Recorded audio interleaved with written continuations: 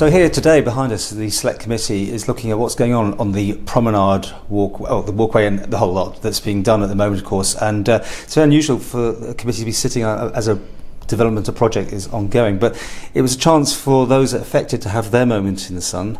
And Nigel, Dennis, you've got businesses, Paparazzi for you. You made it very, very clear that you're unhappy what's going on. And I think the headline one that you gave, you might have to lay off staff. Yeah, it's a case of it's the ongoing works on the promenade, and they haven't got an idea what timeline they're going to be finished in. I mean, so far, revenue's down, sales are down, footfall's down. I mean, going forward as a business, you have to think about cutting overheads and keeping things down until you actually get through this period. We touched on a couple of subjects in the meeting about communication to businesses, support for businesses, and it's just non-existent, and I'm quite disgruntled about it, to be honest. But yeah, I mean, communication was what came up constantly, which surprised me, because I mean, there's a My Prom site operational. There's a person, I think, given the job of doing that, as fully interacting with you. But well, over to you. How's it been?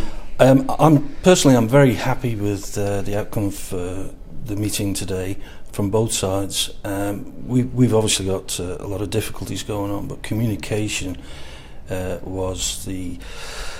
is a major factor, and how we pass that on to our guests, and not only the guests now, but the guests for the future.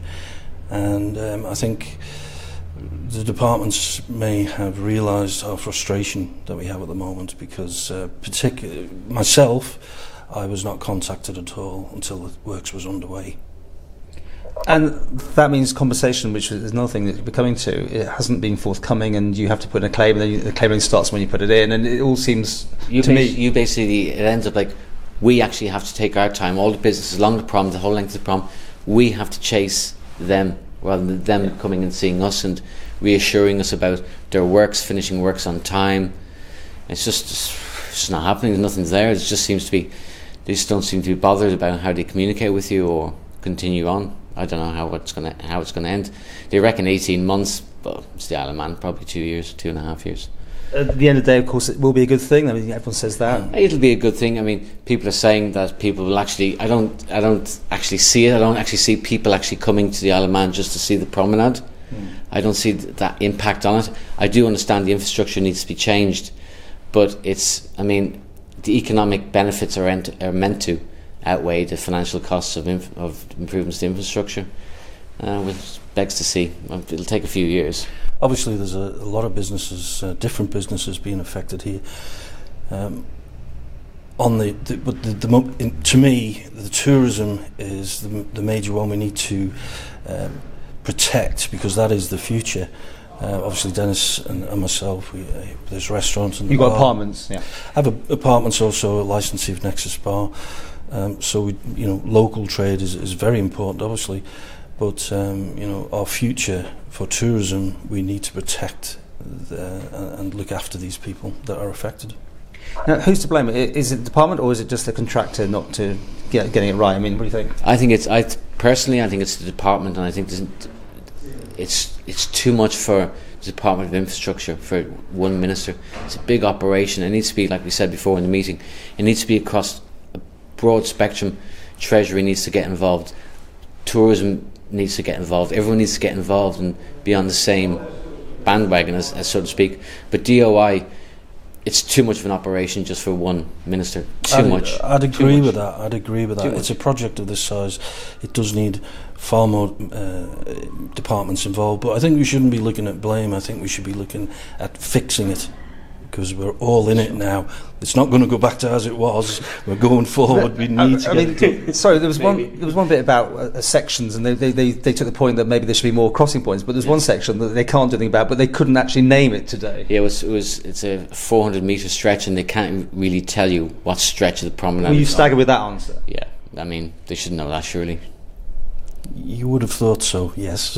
You would have thought. I think we all guessed which one it is, and I think there was that sort of reference, but no one was actually going to put their hand on. No one was going to commit to that and say it's going to be that side of the prom.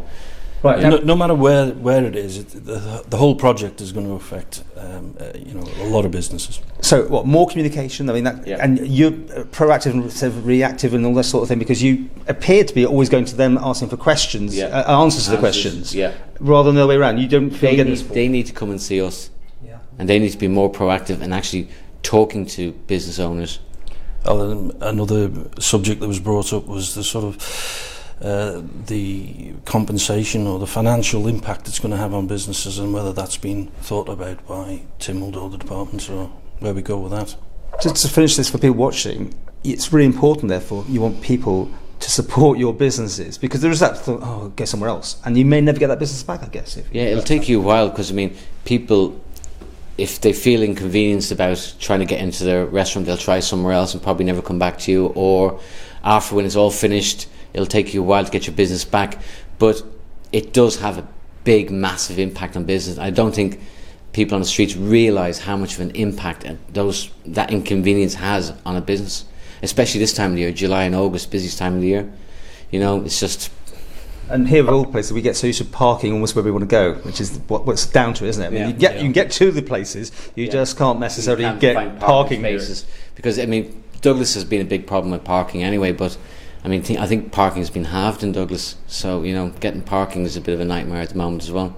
But I think the DOIs did say they're going to try to sort something out with that, regarding that. So I think it's very difficult, but the thing about this is that we must all work together to get the solution. It's not about finger pointing, we just got to get it right. Well, the Minister was there, DOI, Mr Harmer. Did he listen to you? Do you feel you've opened a... it was a very productive meeting. I mean, the MHKs, I mean, especially Claire Bettison's been really helpful to our businesses, and she's coming, calling, emailing, she's been fantastic. I mean, I think the pennies dropped now. I think now they realise they need to do something, and they need to move quickly, and they need to come up with decisions sooner rather than later, how they're going to handle things.